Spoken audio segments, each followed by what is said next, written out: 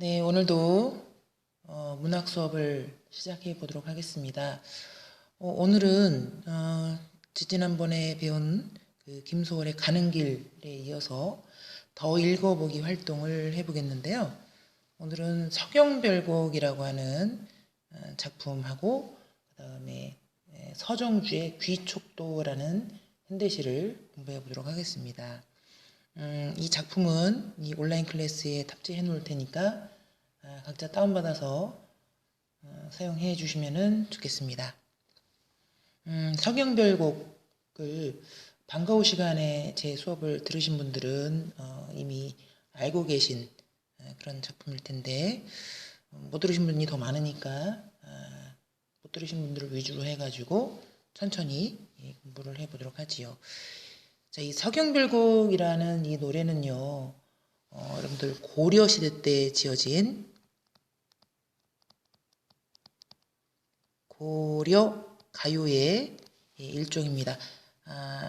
고려 가요가 조금 더 큰 개념이고요. 고려 소교 중에 하나라고 보시면 되겠습니다. 1학년 때 배운 가시리하고 같은 갈래의 노래이지요. 가시리를 배웠을 때도 우리는 이별의 상황을 맞이하고 있는 여성 화자의 목소리를 공부할 수 있었는데 그때 이제 김소월의 진달래꽃과 함께 연계지어서 그렇게 공부를 했었죠. 이 서경별곡이라고 하는 노래도 마찬가지입니다. 서경별곡도 여성 화자를 화조로 설정을 해서 이별의 상황을 맞이하고 있는 것으로 설정하고 있습니다. 그래서 이 시의 전체적인 주제의식이랄까요? 큰 주제의식은 이별의 정한이 이제 주제의식이 되겠습니다. 그런데 이제 이 주제의식 자체가 중요한 게 아니라 이것을 어떻게 풀어내는가, 어떻게 표현했는가 하는 것이 중요한 특징이 되겠지요. 서경별곡과 같은 고려 소교의 특징, 다시 한번 공부를 해보도록 하겠습니다. 지난 시간에 작년에 가시리와 같은 작품에서 공부를 했던 것처럼 서경별곡과 같은 고려 소교들은 여러분들 자료를 보시면 제가 페이지를 좀 나누긴 했는데요. 필기가 조금 많을 것 같아가지고 제가 연별로 조금씩 다 나눴습니다. 그래서 총 3년으로 이루어져 있는 그런 노래인데 여러분들 다음 페이지 2페이지 보시면은 구수리 아질가로 시작되는 부분이 2연이고요. 그 다음에 대동강 아질가로 시작하는 부분이 3년 부분입니다. 그래서 총 3연으로 나누어져 있다라고 보시면 이 노래의 특징은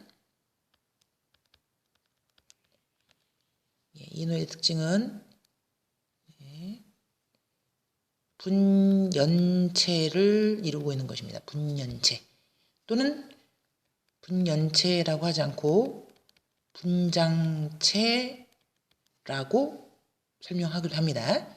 분연체, 분장체 또는 분련체 이렇게 쓰게 돼요. 분련체 다 같은 얘기입니다. 연이 나누어져 있다.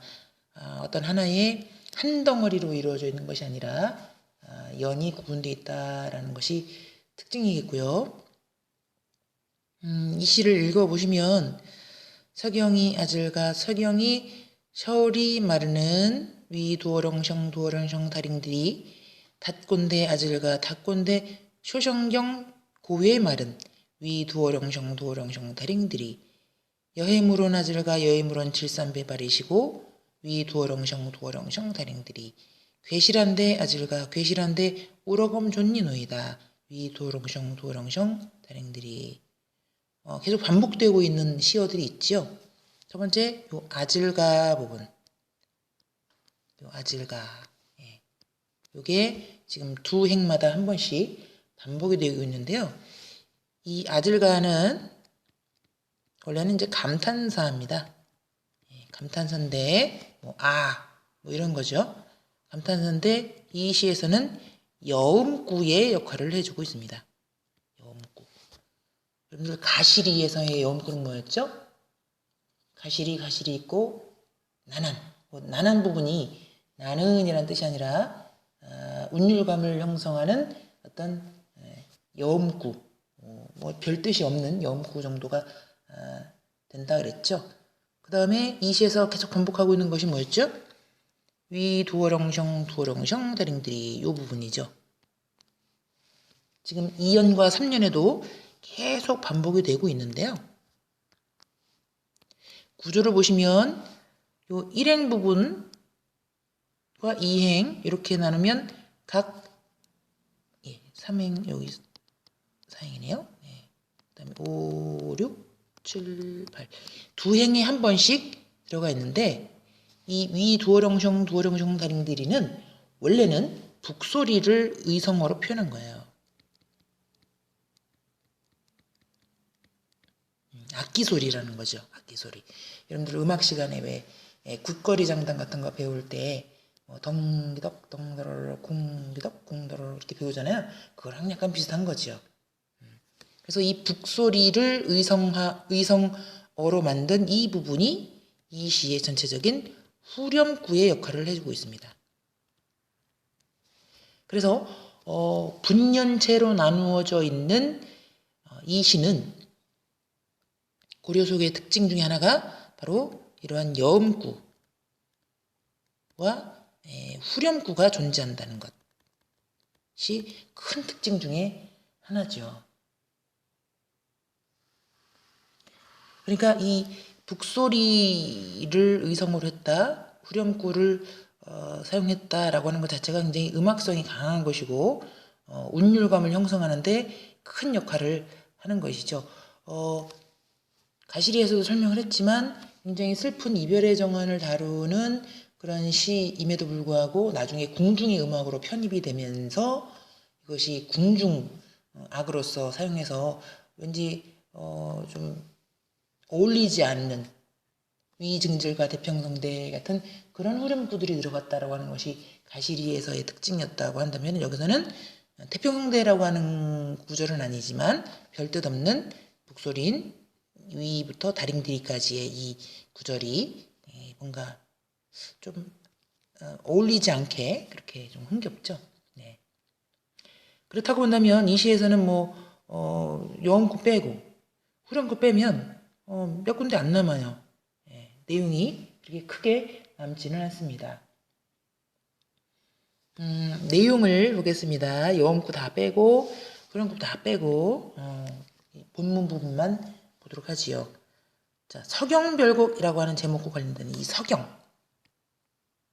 이 서경 부분은 여러분들 자료 맨 마지막에 각주가 달려 있죠.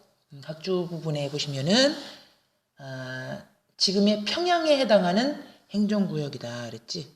그래서 여러분들 그 고려 시대 때 역사를 배우시다 보면 서경천도, 몇 청의 난 이렇게 그런 역사적 사실들을 배웠을 텐데 바로 그 서경입니다. 그래서 서경이 서울이 마르는 서울이지만 이런 뜻이죠. 서쪽에 있는 서울 이런 뜻 아니겠습니까? 그러니까 서경도 평양도 어떤 서울과 같은 곳이지만 이런 뜻이죠. 삼행 닷곤대 아들과 닷곤대 소성경 고에 말은 닷곤대는 닦은 곳이란 뜻인데 이 닦은 곳이라고 하는 거는 뭐냐면은 중수했다라는 뜻이 있는 거예요. 중수. 그러니까 서경이 이렇게 버려져 있다가 낡고 흐름한 이런 것들을 손질해서 다시 번듯하게 이렇게 만들어 놨다는 뜻이겠죠. 그러니까 닷곤대, 닷곤은 닦은이고요. 대는 곳이란 뜻이 있는 거죠. 그러니까 중수한 곳, 아들과 중수한 곳, 소성경 고에 말은 소성경은 이제 작은 서울이란 뜻이죠. 작은 서울, 역시 평양인 서경을 가리키는 것입니다. 중수한 곳, 이 서경을 고괴 마른, 이 괴다라는 게 여러분들 사랑하다는 뜻이었어요. 여러분들 괴다. 근데 이거는 고유의 말은 사랑하지만 이런 뜻이에요. 그러니까 이 시의 화자는 서경도 서울이고 또 서경도 이 소성경으로서 중수한 고로스로서 아주 번듯한 그런 곳을 내가 사랑하지만 여해물은 이별하기보다는 이란 뜻인데 지난번에 현대시 배울 때 여의다라는 말 배웠었죠? 여의다는 이별하다라는 뜻이었어요. 여기도 마찬가지입니다. 여해물은 이별하기보다는 이런 뜻이에요. 이별하기보다는 질삼배 바리시고 내가 이 길쌈을 하던 그 배, 그 삼배를 버리고 정성스럽게 몇 달 동안 님에게 주려고 했는지 뭘 했는지는 잘 모르겠지만 그 정성 들여 만들던 이 길쌈배를 버리고 괴실한데 아질가 괴실한데 괴실한 데는 밑에 나왔듯이 사랑해 주신다면 그 사랑해 주신다면의 주어는 뭘까요? 님이죠, 님. 님이 나를 사랑해 주신다면 우로검 존니노이다. 우로검은 이제 울면서 이 곰이 이제 강세전미사예요. 그래서 울면서 존니노이다 따라가겠습니다. 누구를? 님을 따라가겠습니다. 이게 이제 생략이 되어 있는 것이죠. 그러니까 이 시에서의 특히 이 오행을 보시면 이 시의 화자가 싫어하는 것, 두려워하는 것은 뭐냐면 이별의 상황이 더 중요하다는 거예요. 이별을 하지 않기 위해서는 이 길쌈배를 버리고서라도 자기가 몇 달 동안 고생해서 정성 들여 만든 이 길쌈배를 탁 포기하면서라도 님께서 나를 사랑만 해준다면 이 길쌈배를 내가 버릴 수 있다 라고 이야기를 해주고 있는 거지요. 그러니까 길쌈배를 버릴 수 있다라고 하는 이 말은 두 가지를 나타내는데 길쌈배를 만드는 주체는 주로 남성인가요? 여성인가요? 여성이죠. 그래서 이 시 화자가 여성 화자라는 것을 알려주는 어떤 힌트가 되겠고요. 이 여성 화자는 어떤 화자냐? 자기가 갖고 있던 걸 과감하게 포기할 수 있을 정도. 내가 갖고 있는 것을 포기할 수 있을 정도로 그렇게 이별을 거부하는 이별을 어떻게 거부? 적극적으로 거부하는 여성 화자입니다. 그러니까 가시리나 다른 그 여타의 작품들과는 달리 쫓아가는 것은 누구? 화자. 화자가 님을 적극적으로 따라가겠다라고 이야기하고 있는 거예요. 일방적으로 기다린다. 빨리 오십시오. 가시는 듯 돌아오십시오. 가시는 대로 돌아오십시오. 라고 하면서 나는 기다리고 님께서 돌아오기를 기다리는 그런 소극적 존재가 아니라 적극적인 존재라는 거. 이게 이제 가시리나 다른 시하고의 차이점이 되겠습니다. 그래서 가시리는 인고, 고통을 그냥 참어, 인내해. 그리고 션하면 아니올시라, 서운해하면 아니올까 두렵다. 그러니까 내가 님을 보내줄 테니까 가시는 대로 돌아오십시오 하는 순종적인 또 자기 희생적인 그런 화자라면 이 시의 서경별곡에서의 화자는 좀 더 적극적인 그런 화자가 되겠습니다.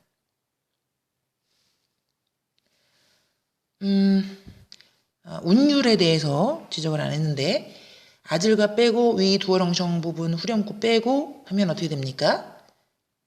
요거 이제 빼고 따지면 셔경이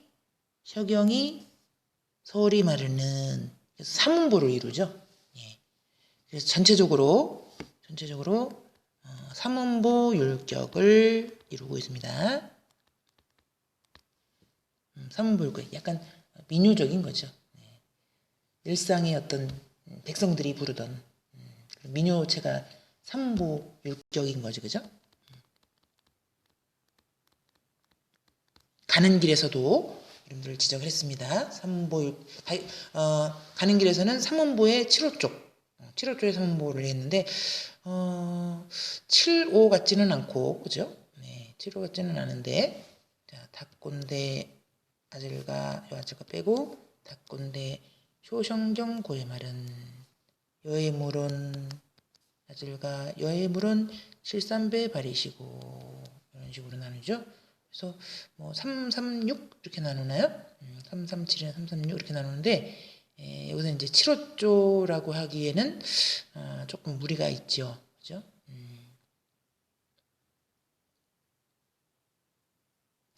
네. 그래서 가시리와의 공통점과 차이점 또 그 가는 길과의 공통점과 차이점에 대해서 이야기를 해봤습니다. 그 다음에 이제 이연으로 넘어와서 네, 잠시만요.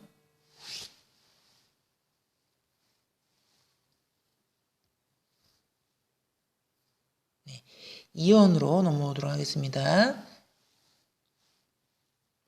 이연 구슬이 아질가 구슬이 바웨에 디신달 위두어렁성 두어렁성 다링들이 긴 히딴 아질가 긴 히딴 그치리까 나난 위두어렁성 두어렁성 다링들이 지문해를 아질가 지문해를 외우검 여신달 위두어렁성 두어렁성 다링들이 신이딴 아질가 신이딴 그치리까 나난 위두어렁성 두어렁성 다링들이 자, 구슬이 이 부분은요, 여러분들 훈민정음 언어에서 배웠던 것처럼 이어적기를 하고 있는 거죠. 구슬이에요, 구슬이.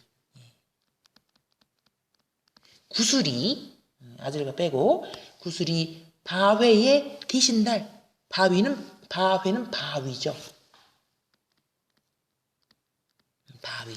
구슬이 바위에 디신달 디다가 떨어지다 할 때에 디다예요. 이게 지다가 되는 거죠. 꽃이 지다 할 때 지다. 구개음화가 되는 거죠. 나중에. 구개음화 전이네요. 구슬이 바위에 떨어진다고 한들 긴 이딴 끝이니까 긴은 끈이에요. 끈. 이건 끈이야 그치리까. 그치리까 할 때 이 그따는 그따 치읓 받침. 왜냐면 그치리까니까 이거 이어적기가 돼 있는 걸로 봐야 되겠죠. 그따가 나중에 끊다가 되는 거예요. 그러니까 끊어지겠습니까? 라는 거죠. 다시 한번 정리하면 구슬이 바위에 떨어진다고 한들 끈이야 끊어지겠습니까? 나나는 이제 여음구겠죠. 여음구입니다. 그래서 끊어지겠습니까? 지금 구슬과 이 부분은 구슬과 끈 사이의 관계에 대해서 이야기를 해주고 있는데 뭔가 비유인 것 같죠. 그래서 이거 생각하시면 돼요. 구슬 목걸이 있죠? 구슬로 이렇게 목걸이를 만들었어. 이렇게 해서 이렇게 이제 실로 이거를 이제 꿰서 선물을 했단 말이야. 근데 내가 잘못해서 바위에다가 이걸 떨궜어. 근데 떨궜다고 해서 이 끈이 끊어지겠습니까? 끊어져요, 안 끊어져요? 안 끊어지겠죠. 그러니까 이 그트리까 이 부분은 안 끊어진다는 설명, 대답을 전제로 한 서리법인 거죠. 끊어지겠습니까? 안 끊어진다. 그러면 지문해를 나질가 지문해를 외우검 여신달 지문 요게 천입니다. 천 1000 그 천년이죠. 지문해는 천년을 아질가 외우곰 외호곰은 외로이. 외로이란 뜻이에요. 홀로. 곰은 이제 강세전미사라고 그랬죠. 여신달. 여신달에선 여다는 살다 또는 다니다 라는 뜻이에요. 살다, 다니다. 살다는 리브.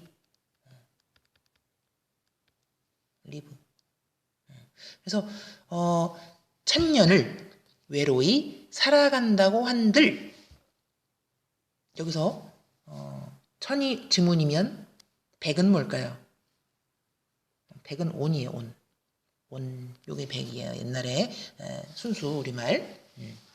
그래서 천년을 외로이 살아간다고 한들 신일단 아들과 신일단 그치리까 신은 뭐예요? 무슨 신?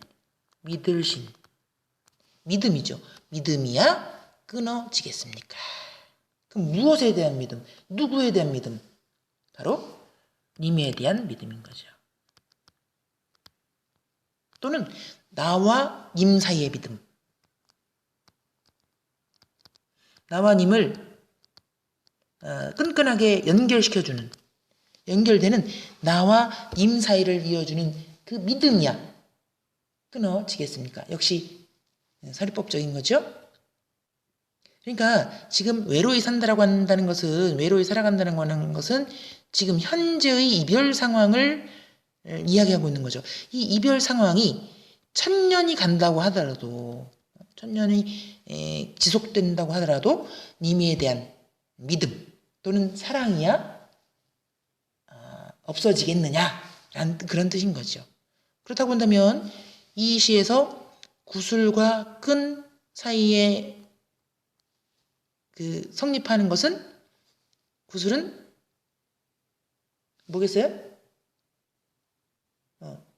구슬이 바위에 지는 거, 바위에 끊어지는 것은 님과 나와의 사이에서의 어떤 이별 상황인 거죠. 이별 상황인 거지, 그지? 그리고 끈은 뭐야? 특히 이 끈은 님에 대한 믿음. 님에 대한 믿음이 바로 이 끈일 것입니다. 그래서 구슬이 바위에 떨어지는 요 상황, 그러니까 이제 구슬은 님과 나를 이어주는 님 플러스 나라고 본다면 이 끈은 님에 대한 믿음을 의미하는 거예요. 그러니까 이 구슬과 끈의 관계는 결국 뭐예요? 이별 상황에도 불구하고 변치 않는, 변함없는 님과 나와의 사랑을 의미한다 라고 볼 수 있겠죠. 알겠습니까? 네. 그래서 특히 이 증운회를 살아간다라고 하는 것은 사실 사람이 천년을 살아나갈 수는 없는 거죠. 그래서 굉장히 과장적인 부분이에요.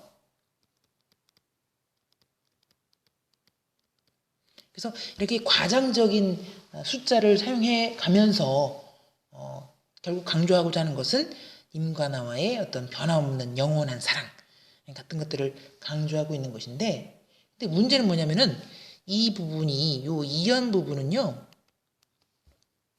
이 다른 노래, 즉 정석가라고 하는 다른 고려가요가 있었는데, 정석가라고 하는 그 노래와 굉장히 유사한 구절이 이 정석가에 나옵니다.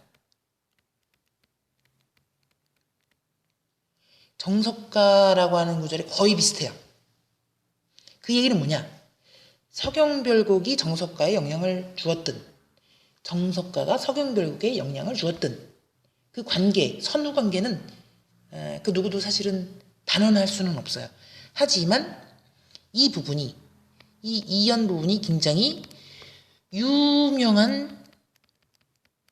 유행했던 부분이구나 하는 부분은 알 수가 있는 거죠.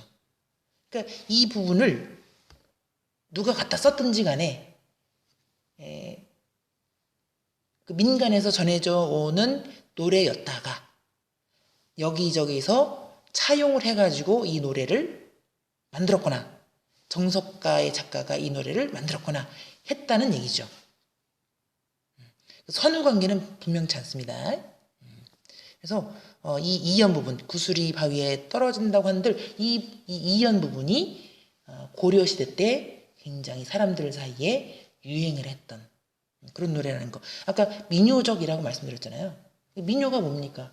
여기저기서 비슷한 구절이 많이 나오잖아요. 아리랑도 지역마다 다 다르고 밀양이 다르고 밀양이 또 비슷하고 진도가 비슷하고 비슷한 구절들이 서로 영향 관계를 주고받으면서 그렇게 이루어지는 거란 말이죠. 네. 그래서 그 이연 부분은 님과 나와의 변함없는 믿음과 사랑을 구슬과 끈이라고 하는 비유적인 표현을 통해서 표현하고 있었습니다.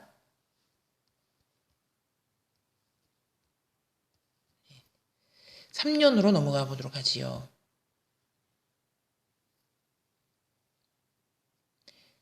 삼 3년이 아주 문제적인 부분인데요. 대동강 아들과 대동강 너분디 몰라셔. 베네어 아들과 베네어 노한다 사공아. 니가시 아들과 네가시 럼난디 몰라셔. 열배의 아들과 열배의 연진다 사공아. 대동강 아들과 대동강 건너편 고주려. 배 타들면 아들과 배 타들면 겉골이다 나는. 자, 이 부분 일단 대동강이라고 하는 거는 평양에 있는 강이죠. 강 이름이에요. 공간적 배경 일단 알려주고요. 대동강이 너분디, 너분디는 넓은지 이런 뜻이에요. 넓은지, 넓은 줄, 넓은지 몰라서. 대동강이 굉장히 큰 강이죠. 여러분들 한강하고 견줄 수 있는 큰 강 중에 하나입니다. 어쨌든 대동강이 넓은지 몰라서 배 내어 노한다 샤공아. 자, 지금 청자가 나와요. 청자가 누구예요? 샤공. 배를 운전하는 샤공. 그래서 강을 이렇게 강에 있으면 여기서 여기까지 건너다 주고 돈 받는 사람이죠. 그래서 대동강이 넓은 줄 몰라서 배를 내어 놓았느냐 사공아 라고 묻고 있는데, 노한다는 여기 니은다 이 부분이 의문형어입니다. 의문형. 그래서 놓았느냐 이런 뜻입니다. 놓았느냐. 그래서 사공에게 이야기를 하고 있어. 갑자기 청자가 등장. 뜬금없이. 그래서 사공에게 네가시 아들과 네가시 럼난디 몰라서, 너의 각시, 너의 부인이 럼난디 몰라서. 럼난디라고 하는 건 밑에 나오듯이 너의 아내가 너의 아내가 바람핀다 이런 뜻이에요. 뭔가 이렇게 도리에 어긋난, 다른 남자와 바람이 난 줄 몰라서 이런 뜻이에요. 그래서 네 각시가, 너의 아내가 바람이 난 줄, 다른 사람과 다른 남자와 바람이 난 줄 그렇게 몰라서 열배의 아들과 열배의 연진다 세공아. 열배는 여다가 좀 전에 얘기했듯이 살다 다니다였죠. 근데 여기서는 열이 여다가 살다라기보다는 이제 다니다라는 뜻에 조금 더 가깝겠죠. 배가 이제 이렇게 왔다 갔다 해야 되니까. 열배에 연진다 사공아. 진다도 마찬가지예요. 의문형음이 니은다. 이렇게 다니는 배에 연진다. 뭐 언따의 옛말로 나오죠. 태웠느냐? 그 배에 다니는 배에 태웠느냐 사공아. 근데 말이 좀 이상하죠. 누구를 태웠어요? 누굴 태웠습니까? 님을 태웠어. 그러니까 지금 이 시화자는 여기 있어요. 여기 이 시화자는 여기 있는데 이 배를 타고 저 건너편으로 이렇게 떠나고자 하는 상황인 거예요. 그러니까 이 배만 없으면, 배만 안 다녔으면, 즉 버스 끊겼으면 이미 이쪽으로 못 갈 텐데 뭐더러 네가 지금 여기 나와가지고 이 사공아 네가 여기서 대기기를 타고 있느냐, 타고 있느냐. 너만 아니었으면 님이 여기 건너가지도 못할 텐데 왜 왔느냐 라고 뭐 하고 있습니까? 원망하고 있는 거. 원망. 원망. 그래서 이 시의 원망의 대상이 되고 있습니다. 그래서 원망의 정서가 나타난다는 거.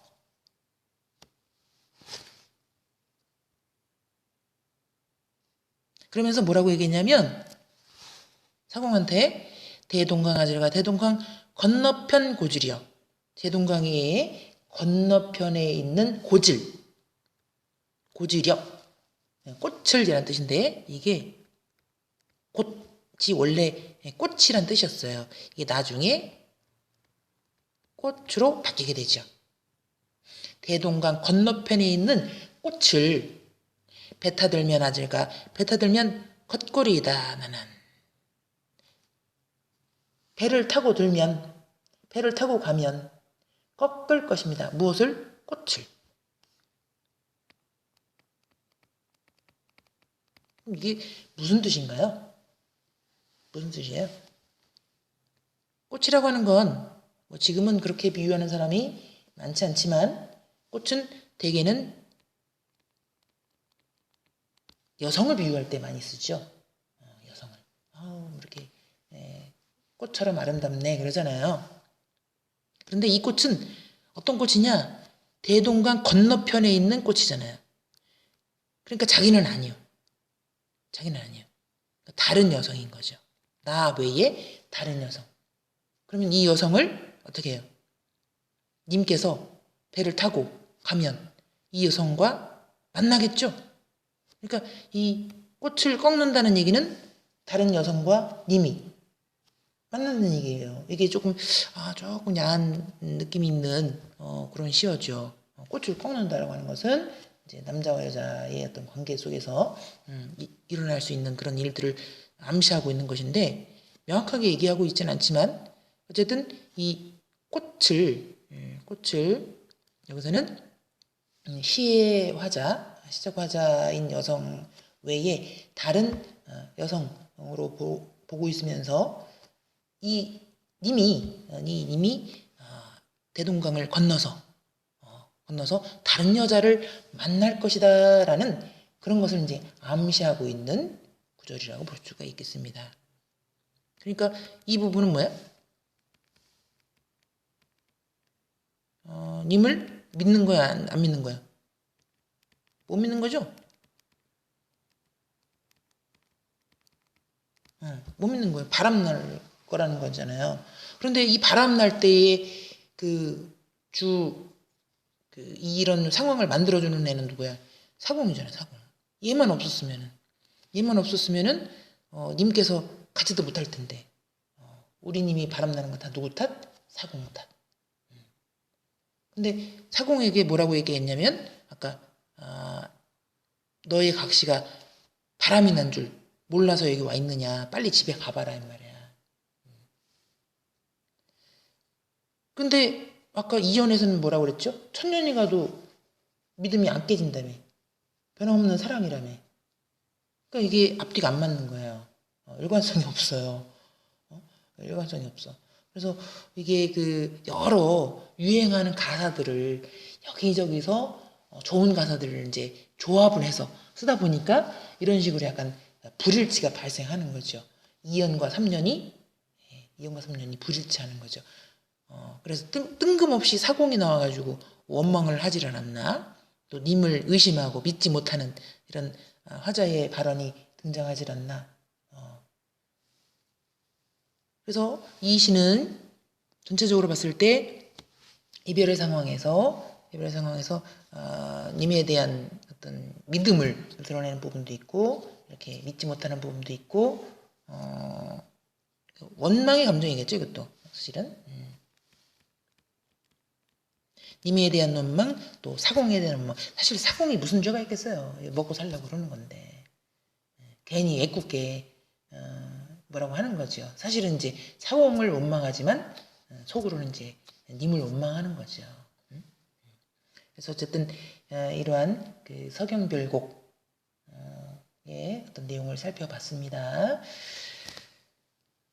그리고 다음 시를 공부해 보도록 하겠습니다. 다음 시는 서정주의 귀촉도라는 시예요.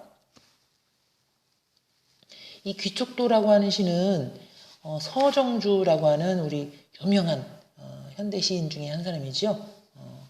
그 친일만 안 하셨으면은 조금 나았을 텐데. 그래서 이 친일보다 더 중요한 건 이제 그 뭐죠? 우리 대한민국 초기에 정권에 조금 이렇게 아부하는 아부성 시를 좀 지어서 더 큰 문제가 됐었던 분인데 시는 참 잘 지으시는 분이에요. 시는 참 잘 지으시는데 이 서정주 시인의 특징을 한번 보도록 하겠습니다. 눈물 아롱아롱 피리 불고 가시님의 밟으신 길은 진달래 꽃 비오는 서역 산만리 흰옷 낀 여며여며 가옵시님의 다시 오지 못하는 파촉 산만리 신이나 삼아줄 걸 슬픈 사연에 오로리 아로새긴 육날 메뚜리 은장도 푸른 날로 인향되어서 부질없는 이 머리털 엮어드릴 걸 초롱의 불빛 지친 밤하늘 구비구비 은하수물 목이 젖은 새 차마 안이 솟는 가락 눈이 감겨서 제 피에 취한 새가 귀촉도 온다. 그대의 하늘 끝 홀로 가신 이마. 자, 이런 시였는데요. 일단 제목의 뜻을 알아보면 제목은 이 새 이름이에요. 새 이름인데 이게 여러 가지 새 이름이 등장을 해요. 두견새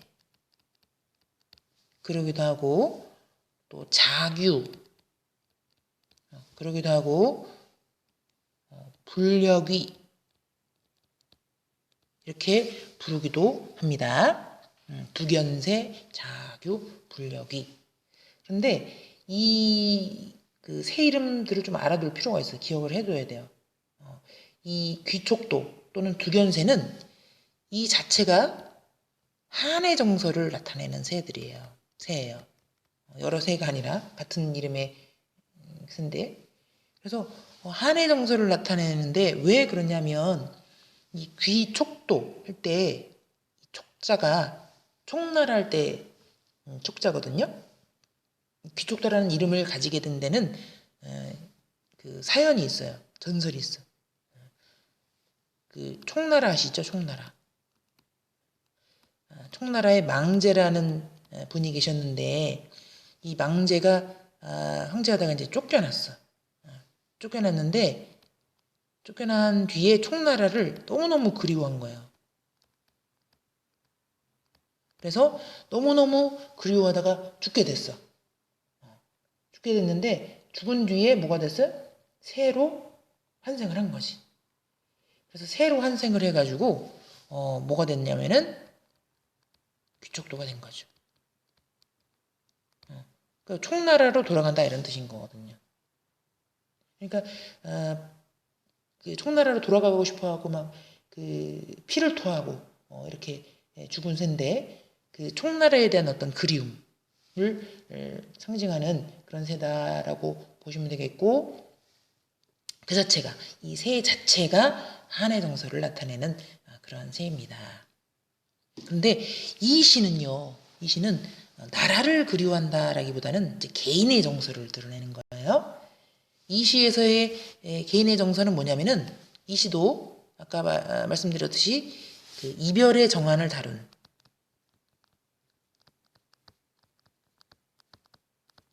이별의 정환을 다루는 여성 화자의 시입니다.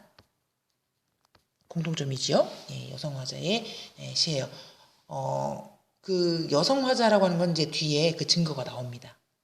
그런데 이별의 정환 중에서도 이거는 단순한 어떤 이별, 마음이 변해가지고 이별한 게 아니라 사별을 했어, 사별. 님께서 죽었어요. 돌아가셔서 이루어지는 그런 이별로 인한 그러한 그리움과 한을 다룬 시입니다. 자, 왜 그러한지 한번 살펴보도록 하지요. 자, 눈물 아롱아롱, 눈물 애상감이죠. 애상감. 이별로 인한 애상감. 아롱아롱 뭐예요? 눈물이 이제 맺혀 있는 거죠. 그래서 아롱아롱이라는 시어라든가 네, 아롱아롱이라는 시어 또 다른 거 없나요? 구비구비. 네, 3년에 보시면 구비구비 이런 시어들 이게 이제 음성 상징어로 등장을 합니다. 그래서 첫 행부터 일단 애상감. 그래서 눈물 아롱아롱 피리 불고 가신님의 밟으신 길은 그 님이 밟은 이 길은 어떤 길이겠어요? 죽음의 길인 거죠. 저승길인 저승길.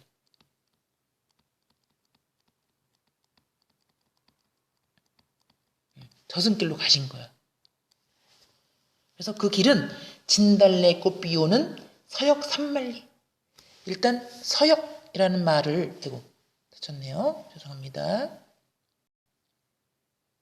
네, 제가 잘못 눌렀어요. 네, 서역이라는 말 하고 지금 대칭이 되고 있는 부분이 파촉인데요. 서역, 파촉 둘 다 저승을 뜻하는 말이에요. 얘도 저승, 얘 저승, 둘 다 저승. 서역은 옛날에 그 서천서역이라고 그래가지고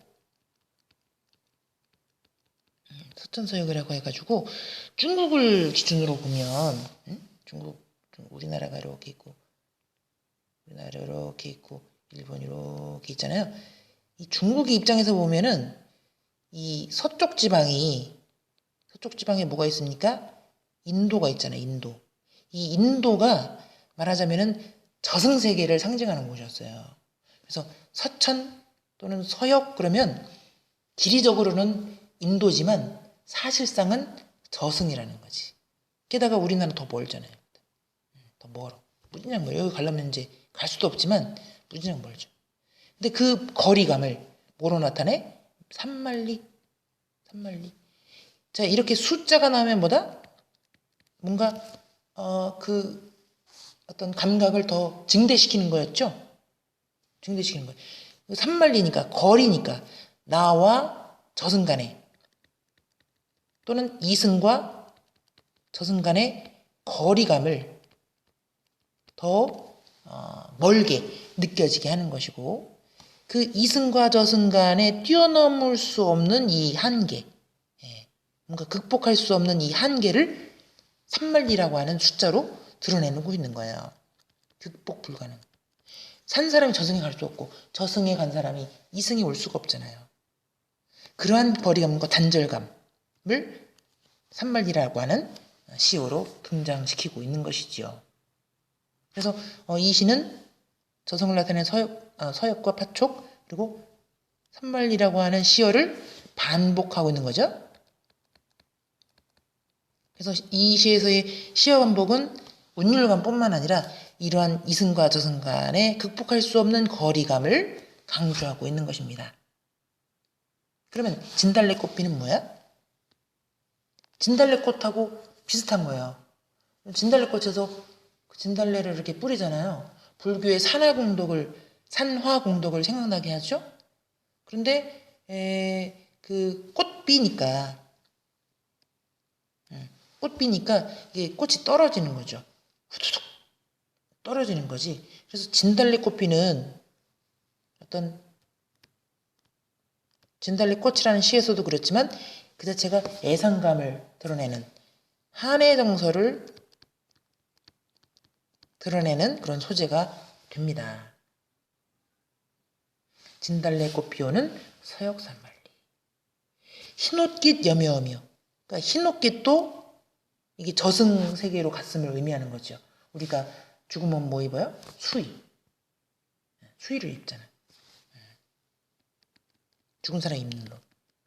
수의를 입잖아요. 그러니까 이 흰옷깃을 여며여며 하는 것은 수의를 입었다는 것이고 그러면서 가옥신님의 다시 오지 못하는 파촉산만리. 다시 오지 못해요. 왜? 죽었으니까. 그래서 다시 오지 못한다라고 하는 점에서 이 이별은 어떤 이별? 영원한 이별인 거예요. 극복할 수 없는 이별. 그래서 이 1년에서는 이승과 저승 사이에 죽음의 세계 간의 어떤 그 거리감을 숫자로 반복하면서 화자가 느끼고 있는 한의 정서를 드러내놓고 있는 것이지요. 이어는 신이나 삼아줄 걸 슬픈 사연에 오로리 아로새긴 육날 메투리. 자, 신이나 삼아줄 걸, 신을 만들어줄 걸, 이런 뜻이에요. 만들어줄 걸 후회하는 거죠. 그래서 회한. 회한은 뭐냐면 후회와 한이에요. 후회하는 거죠. 신이나 삼아줄 걸 어떻게? 슬픈 사연에 오로리 아로새긴 육날 메투리. 육날 메투리는 이제 미투리 또는 메투리 해서 신발을 옛날에 신던 그 집신이잖아요. 뭐 할 때 쓰는 거예요? 젖은 걸 때 신으라. 근데 이걸 어떻게? 올오리, 한올 한올. 비슷한 말로 한 땀 한 땀 그런 거죠. 한 땀 한 땀. 오로리 어떻게? 정성스럽게. 정성스럽게 만든 이 신을 만들어줄 걸. 그러면 이 육날 메투리는 뭘 의미합니까? 화자의 님을 위한 정성을 의미하는 것이죠. 님을 위한 정성을 조금이라도 더 보여줄 걸. 죽은 다음에 후회하는 거죠. 그런데 이 부분은 슬픈 사연에 오로리 아로새긴 육날 메투리를 삼아줄 걸 이라는 문장으로 다시 정리가 되죠. 그러니까 이 부분은 지금 도치가 돼 있어요. 도치. 신이나 삼아줄 걸 슬픈 사연에 오로리 아로새긴 육날 메투리. 육날 메투리를 만들어줄 걸. 삼다라고 하는 건 이제 만들다라는 뜻이에요. 만들어줄 걸.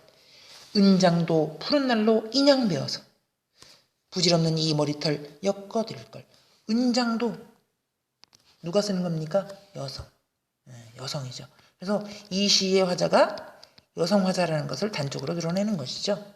근데 이 여성 화자가 사용하는 이 은장도는 어떤 때 사용하는 거예요?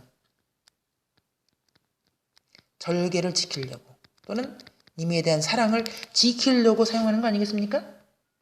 그래서 은장도 푸른 날로 아주 그 날카로운 이 날로 인양 베어서, 인양은 단호히라는 뜻이에요. 망설이지 말고 확 베어서 무엇을 베어서 부질없는 이 머리털을. 그러니까 이 머리털이 어디에 들어가야 돼? 여기로 들어가야 되죠. 그 지금 문장 구조가 도치돼 있죠? 여기 한번 도치, 여기 한번 도치. 도치가 두 번 이루어져 있네. 은장도 푸른 날로 이 부질없는 머리털을 그냥 단호히 베어서 신발을 엮어드릴 걸.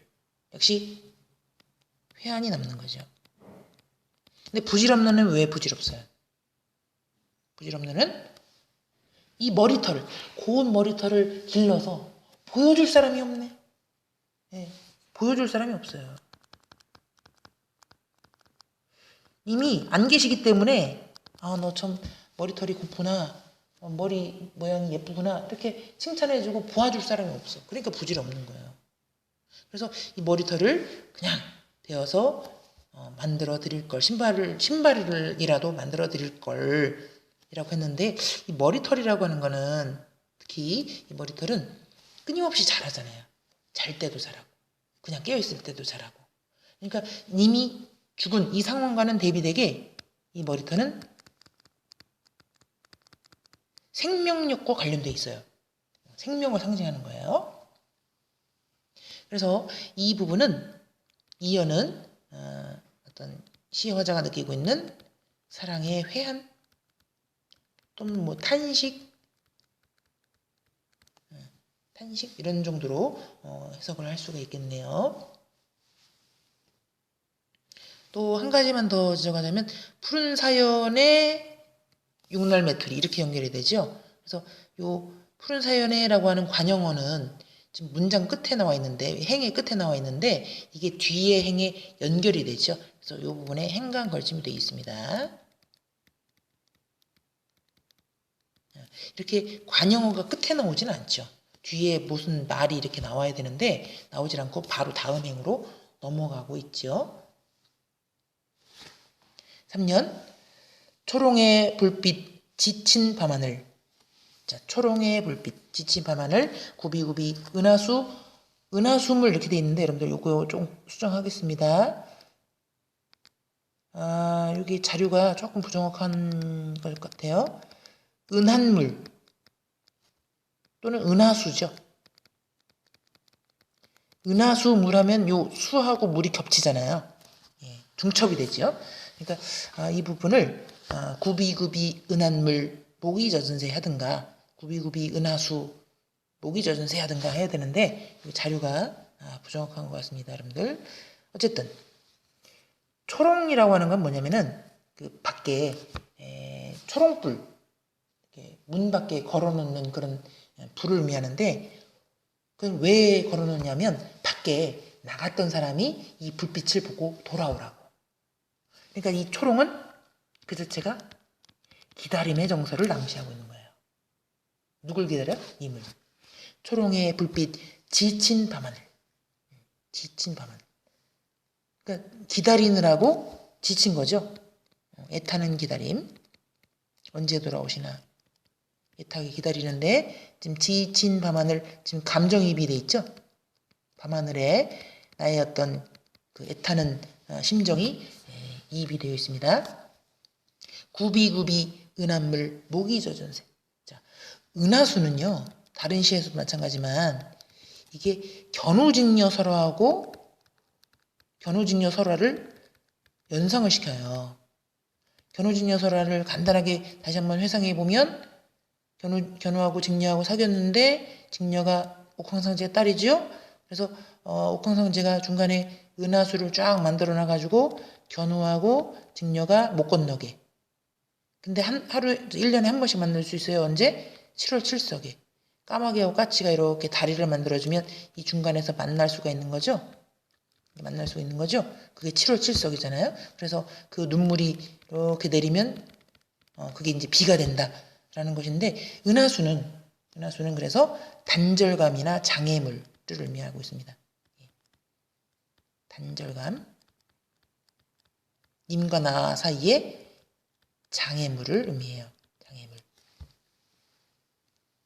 근데 이 은하수는 이 견우직녀는 그래도 1년에 한 번은 만나잖아요. 그런데 뭐야? 이 시의 화자는 죽음이 그런 장애물이 되는 거죠. 극복할 수 없는 장애물이죠. 그래서 구비구비 음성상징어 그 은하수에 목이 젖은 새. 이 새는 어떤 새? 귀촉도. 차마 아니 솟는가락 눈이 감겨서 너무 울어가지고 억지로 울다 보니까 뭐가 나요? 제 피에 취한 새가 휘촉도 운다. 그러니까 너무 님을 찾다가 님이 그리워요. 님을 막 찾다가 목에서 이제 피가 확 나는 거죠. 그 피에 취한 새가 귀촉도 하고 운다라고 얘기를 했는데 결국 피가 날 때까지 울었으니까 그만큼 이별의 슬픔이나 한이 굉장히 크다라고 하는 것을 의미하고 있는 것이고요. 그러니까 이 시에서의 귀촉도는 바로 님에 대한 어떤 그 갈망과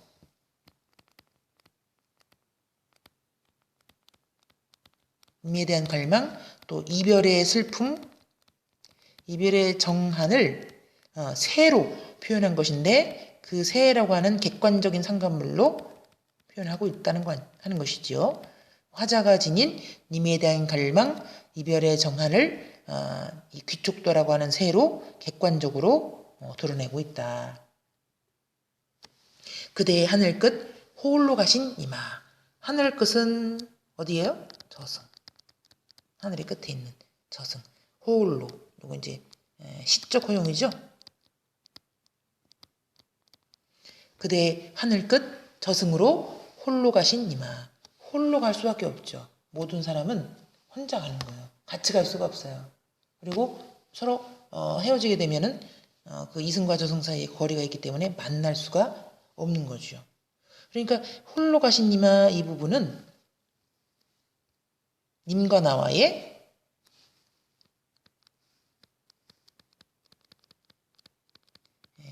단절감을 드러내면서 이제야 이제 그 어떤 한의 정서를 수용하는 자세랄까요?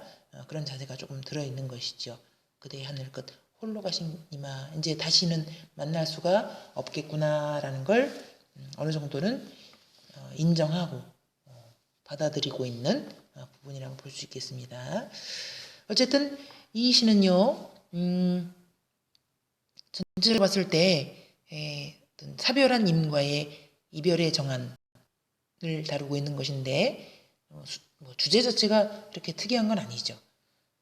하지만 여러 가지 상징적인 시어들 그리고 감정들이 구체적으로 보면 굉장히 또 복잡하지요. 그래서 이 시는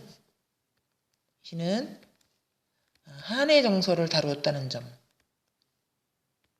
또 뭐 육날 메뚜리라든가 또는 뭐 그 은하수 같은 전통적인 상징물을 사용했다든가 또는 특히 귀족도 같은 아주 설화 전설이 담겨져 있는 소재를 사용했다든가 하는 점에서 전통성이 굉장히 강한 시고요. 전체적으로 봤을 때 완전히 일치하진 않지만 삼원보유 기억을 보여주고 있습니다. 예를 들어서 이형 같은 경우에는 신이나 삼아줄걸 슬픈 사연에 오로리 아로색인 육날 메뚜리 은장도 푸른 날로 인양되어서 부질없는 이 머리털 엮어드릴걸. 7호조 보이죠? 네, 살짝 7호조가 보이고 있습니다. 그래서 7호조 삼원보 율격을 띄고 있습니다. 물론 완전히 똑같지는 않아요. 근데 이 시는 특히 이행을 보시면은 그 특징이 잘 드러나는데 그 가는 길, 김소월의 가는 길은 삼음보를 배치하면서도 한 행에 한 음보를 배치를 하기도 하고 한 행에 세 음보를 배치하기도 했는데 이 시는 한 행에 거의 3음보로 끝나요. 3음보로 끝나요. 그러니까 가는 길과 같은 그 시보다는 좀 더 규칙적으로 배열하고 있다는 거죠.